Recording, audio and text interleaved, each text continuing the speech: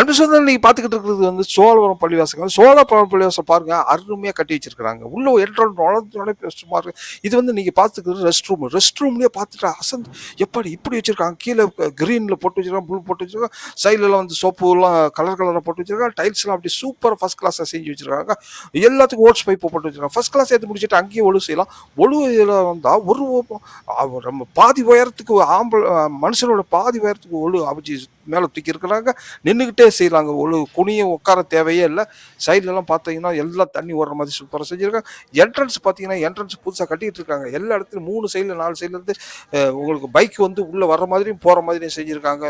இந்த படி சென்டரில் மட்டும் படி வச்சுருக்காங்க.